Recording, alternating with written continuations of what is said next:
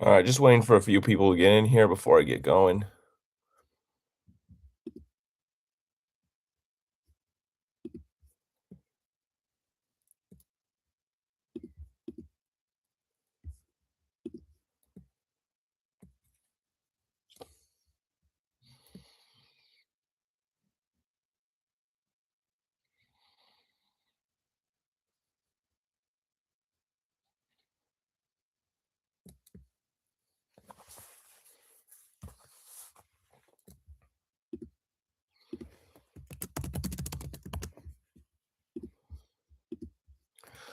All right, I'm just gonna get started and people can jump in later.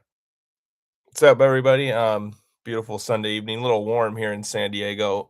Just gonna talk the opening series against Detroit and Padres lost 2 out of 3 and get into the San Francisco series here coming up.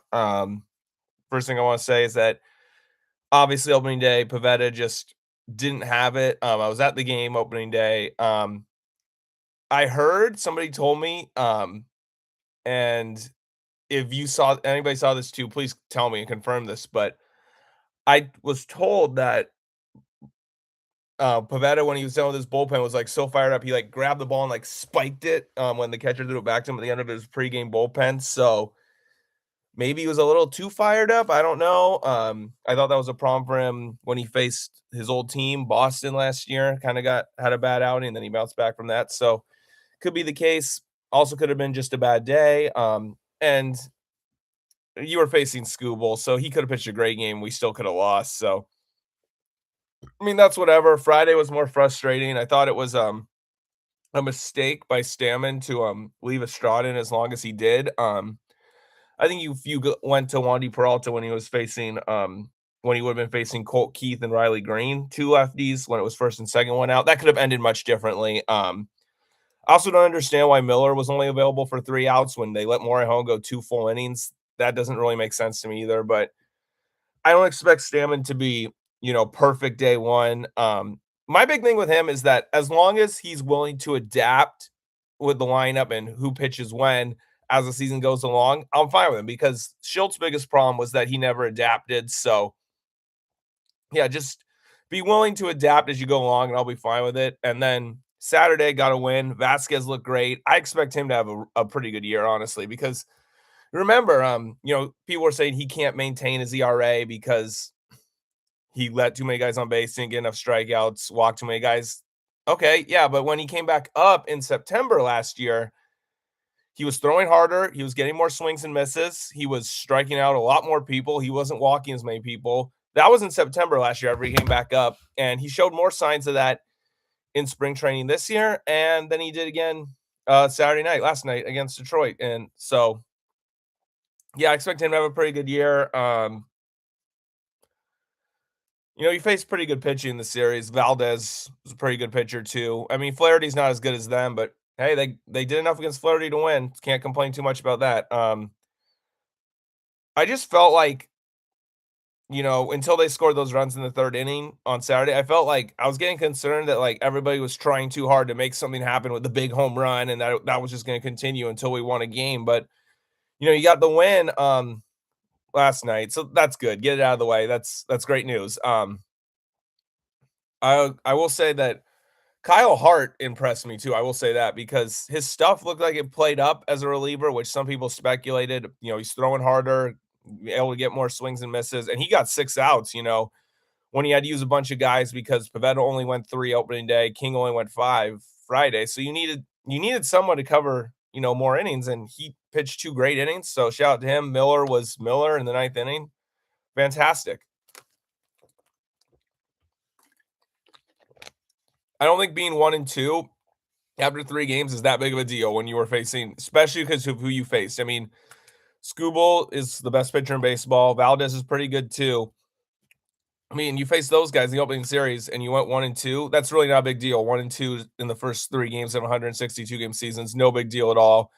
Especially because Detroit, they're probably gonna be a playoff team. And they were 2 years in a row, they were 7 outs away from getting to the ALCS. So this is a team that's, you know, they're good. I mean, and the McGonagall guy, that just adds another layer to their team, another dimension to their team. So Detroit's a pretty good team. I think their bullpen's better this year too. They got Kyle Finnegan and Kenley Jansen now. Well, Finnegan for the full season. They am after the deadline last year. Now Will Vest is like a seventh inning guy, middle reliever. He was their closer previously. I mean, it's pretty good.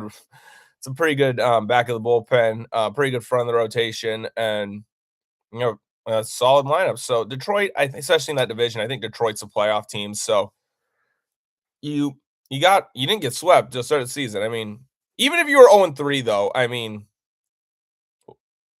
the Giants started 0-3 one of the years they won the World Series. I just saw that before I came on here. So I felt like they would have been okay. Either way, I mean, but just you know, to go into today's off day with a win was good stuff. Really good stuff. So I like where they're going with that. Some positive momentum going into the off day. Now we're going to talk about the San Francisco series coming up. The Giants scored 1 run combined in the 3-game opening series against the Yankees. Got swept and scored 1 run in 27 innings at home. So they're coming into San Diego cold, which you could argue is a little scary because you might argue, oh, they're due because I'll never forget 2016. We got shut out, swept by the Dodgers, the opening series at home. And then we went to Colorado and scored 29 runs in 2 games. Now, obviously, there's a Coors Field effect with that. But you could argue that the Giants are due, and I don't expect to hold them to 1 run in 3 games, but it's really not that good of a lineup. The Padres have played well against San Francisco in recent years. They were 5-1 in the 6 games against San Francisco at Petco last year. And they've played really well against the Giants in recent years. So let's hope that continues. You're facing Webb in the second game, but it's Landon Roop and Adrian Hauser in the other 2 games, and Pavetta's going up against Hauser. You should be able to win 2 out of 3, I think. And then, you're 3-3 on the opening homestand, which I absolutely would have taken because you told me before the season, all right, Detroit and San Francisco. So you're going to see Skubal, Valdez, and Webb on the opening homestand. I would have taken 3-3. So, you win 2 of 3 against the Giants. That's 3-3. That's perfectly fine. You just can't get buried, basically, is what I'm saying. Because, I mean, look at some other teams. And I know that this sounds dumb because it's like, who scoreboard watches this early? Well, if people are gonna be like, every game counts, then I'm gonna say, okay, then I'll tell you what teams around us are doing, right now at the very beginning of the season. If you say every game counts, Philadelphia, they lost 2 of 3 at home to Texas. I'm talking teams that I think will be in the, that wild card mix. Um, Milwaukee went 3-0. Okay, they played the White Sox. I don't know what to tell you about that. Arizona's 0-3. San Francisco's 0-3. Yeah, so you got other teams struggling too. And then, nobody's basically only other than Milwaukee, I don't see a team that's gonna be in that wild card picture that's like 3-0. I mean, and Milwaukee played the White Sox. So yeah, I mean, it's fine. 1 and 2 is fine. Obviously not ideal. I think a lot of guys just haven't got going yet, and a lot of that has to do with who we faced the first 2 games. Jason Adam pitched a rehab outing, I believe it was last night, so expect him soon. I mean, heck, if you had Jason Adam Friday night, you probably win that game.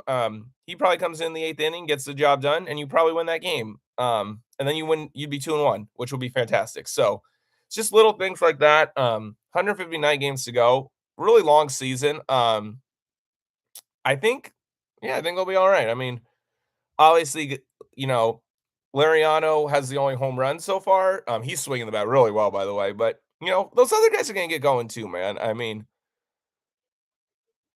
Bogarts had a really good first game. The next 2, not as much. Although he did get a hit Friday, but I think he'll have a solid season. I talked about that in the preview. Cronenworth put together some really good at bats.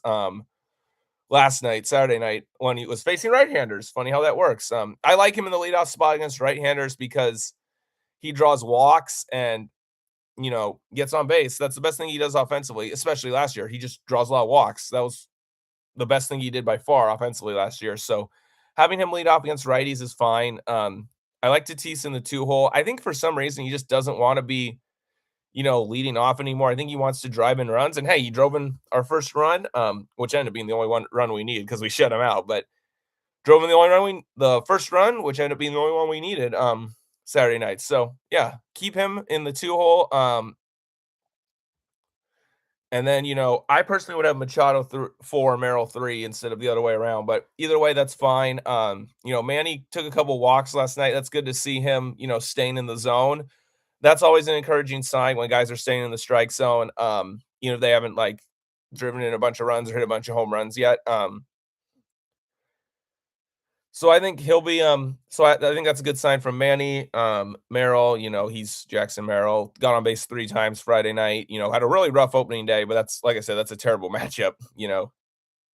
I would like to say though that I don't want to see Merrill hitting cleanup against lefties going forward because he didn't hit lefties well last year, and you got guys who can hit lefties, Liriano, Andujar, Castellanos. You got guys who can hit lefties, so I don't want to see Merrill hitting cleanup against lefties, but other than that, I'm fine with it. Liriano needs to hit higher in the order, and I think he will because Stammen's been very open about saying we're gonna, do a bunch of different lineups till we find one that works, and that's fine. Adapt. Be flexible. Don't be like Mike Schill and be stubborn. That's the number one thing I'm asking for out of Craig Stammen because I saw a lot of people complain about him. All right, doesn't look like I got anybody asking me any questions tonight, so I'm going to call it right here. Thanks for watching, and hopefully we can get some more people on here, interacting. Until next time, guys. See ya.